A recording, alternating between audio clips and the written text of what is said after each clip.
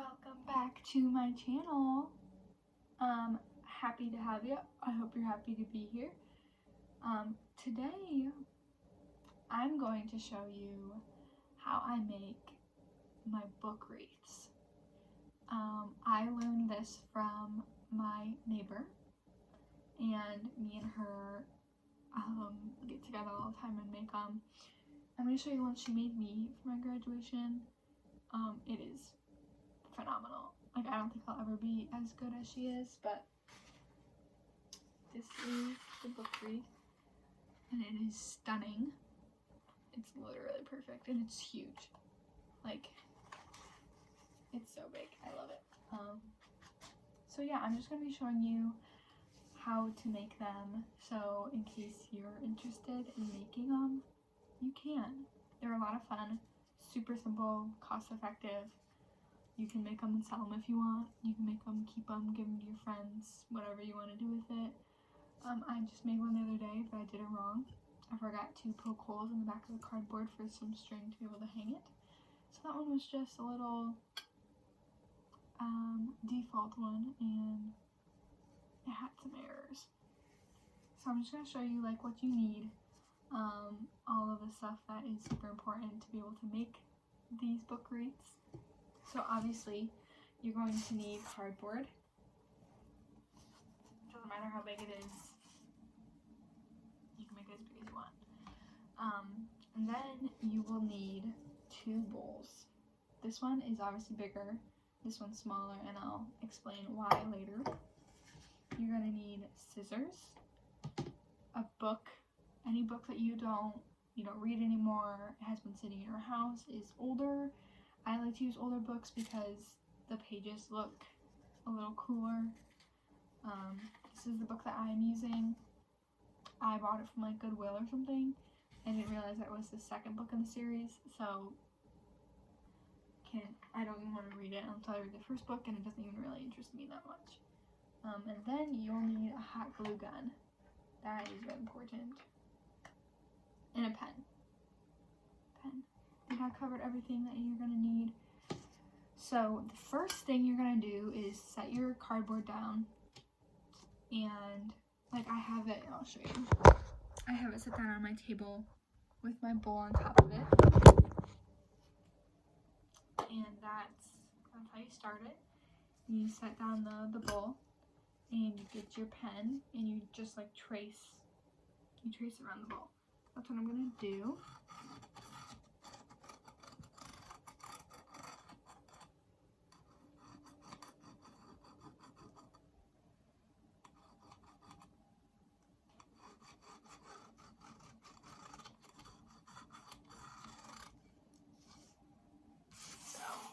You have the circle,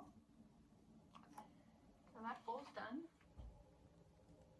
And then you're going to take the smaller one and put it inside the big circle to be able to trace it, okay?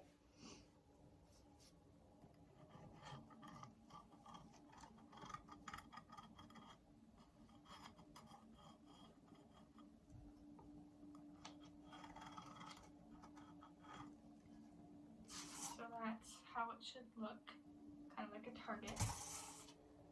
And with those, so that's the only reason you need the bowls and the pen, basically. So then I'm going to take my scissors and I'm going to cut. You're going to cut out the big circle. So you're going to get rid of everything else.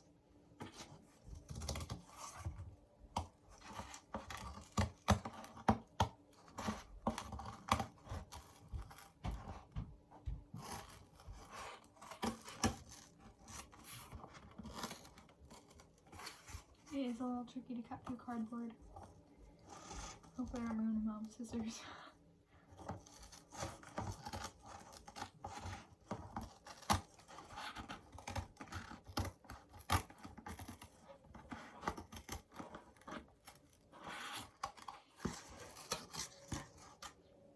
Okay.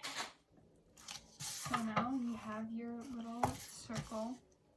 And what I forgot to do with the last one was you're going to want to poke holes in the back of it. So just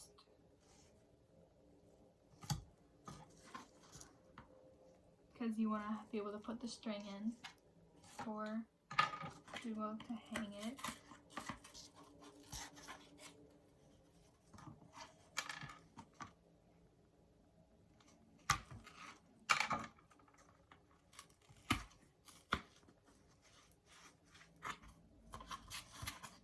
So you have your 2 holes, and once I find some string, I'll worry about that. So the next thing I'm going to do is, so the reason you had to trace the inner circle was because when you have the paper, what you want to do is place it to where it's like really like generously hanging off the edge. So you pretty much want to line up the, like there, little inside of the circle to where it hangs off a decent amount, okay? And so you have your book, you rip pages out. It kind of pains me to rip pages out because I'm a huge book lover, so ripping pages out of a book isn't exactly one of my favorite things to do. But we can use trees for many other purposes than reading, right?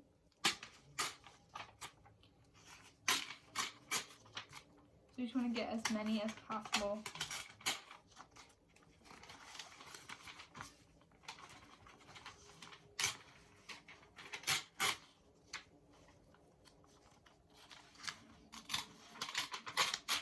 That's good for now.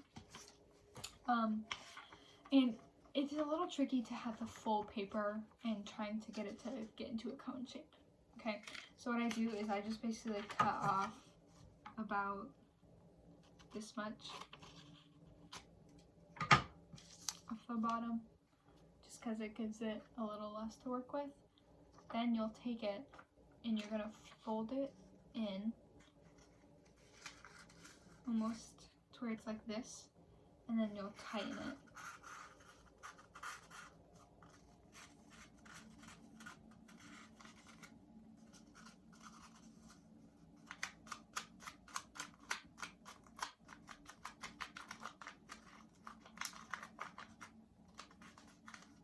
So it's kind of like that. It doesn't really matter what the bottom looks like. Like a lot of people, I try to get it in like into a point, but it's gonna be, you're not gonna see the bottoms of the things because they're all just gonna stack on top of each other. So all you see is the top. So it just, you have to make sure that the top looks good and that it is gonna work with the thing. And then you take your glue gun and you'll just glue it. It's very hot, so be careful.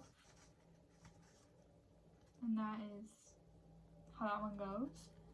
And then I'll take it and slightly put it like this. So it's like hanging off the edge and just a little inside the circle. And then I'll glue it down.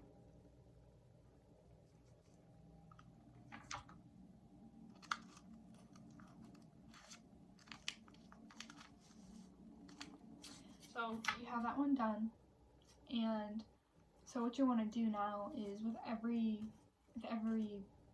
cone that you make, you want to take your finger and just like make a space between this one and the next one. So it's gonna look like, it's gonna look empty. So it's gonna be this one, then like one here, then one here, here, here, all the way around. So that way you can like layer them and build them up. So that way it looks kind of cool and all of that. So I'm going to show you how to do one more. You just cut off like that much.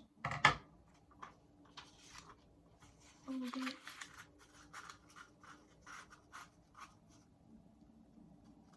Like this. Hot glue it.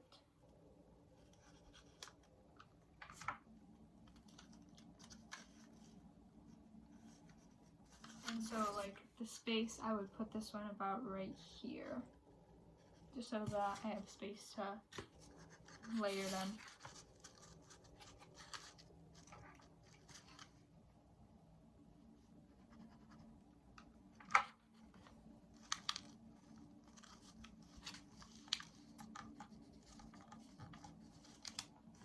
So that's the first two. And you can see how they are really hanging off the back to give it kind of like a 3D effect. So that's basically how you do it. It's super easy, super simple, a really, really fun, just like time passer that you can do. I enjoy it a lot. It helps me kind of just like focus on something and put my mind to work and all of that. But then I'll continue to do this and then I'll show you the finished product when I'm done. Okay, so I got some string, and what you want to do is you'll just obviously like put it through both of the holes that you punched in the thing, and then you'll take them and try to tie knots in them. I'm not the best at tying knots, so we'll see how it goes. Oh, that didn't work. It's a little tricky. And honestly, if worst comes to worst, and you can't really get it to knot properly, I just hot glue it. That's what I do. Because it's probably a little too long. You don't need it to be this super long string.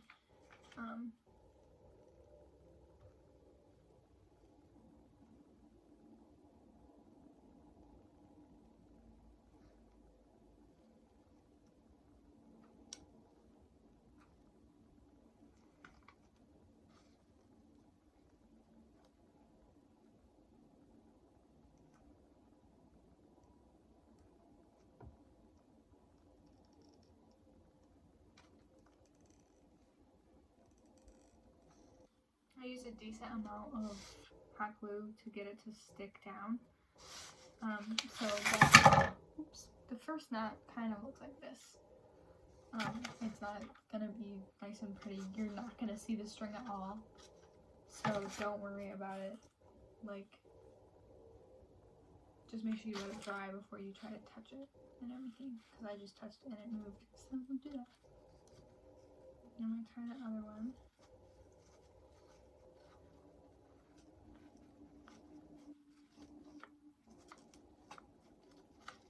And then kind of like wrap it like a little bun, like you would with your hair. And then hot glue this side too.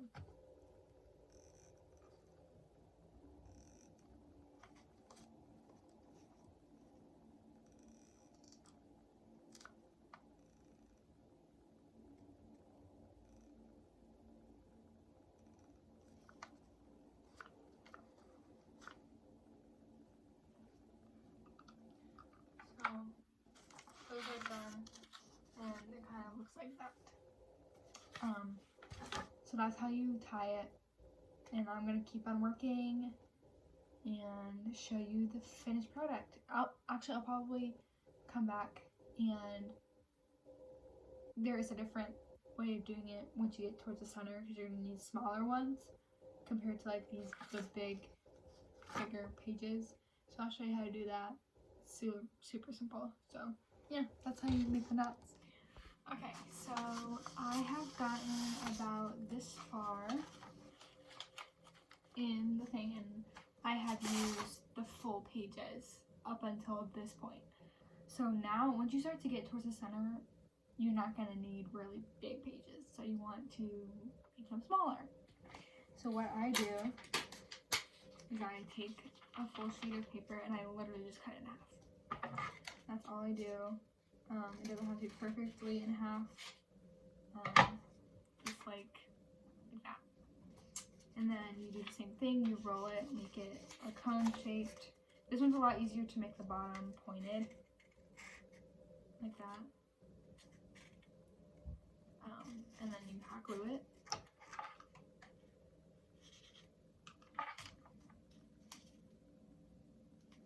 And then you just, for the bigger ones, I would put the glue on the cardboard because there was anything in the way, and so it was easy to stick on there.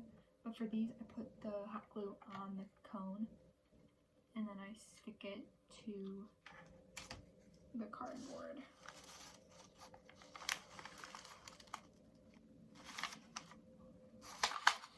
And then I'll do another one. I already have a bunch of pre-made little cones that I didn't use my other one, so I'm gonna probably go through those and use them.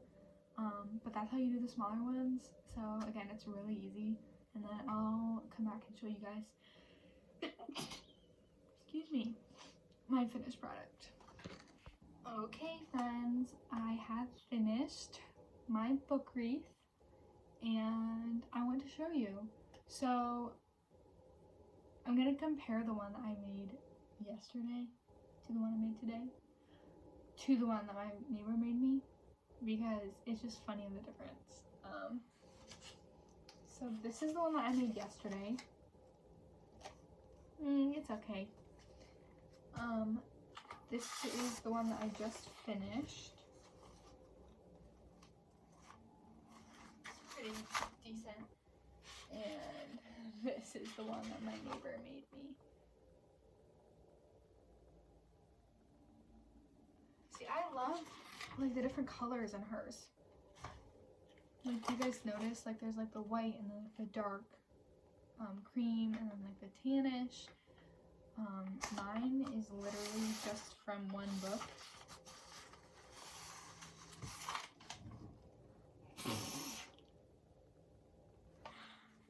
So, good job, Cass. But yeah, that's the finished product. Let me know if you guys make these. I think they're pretty cool and they're fun to do. They probably won't go anywhere and I'll probably end up throwing them away, but you know, I'll get better eventually. So yeah, anyway, thanks for watching my video. I hope you learned something or learned what you're not going to be making. Either way, I had fun making the video. I had fun making these wreaths. And yeah, that's all I have for you today. And I will see you next time I'm on YouTube.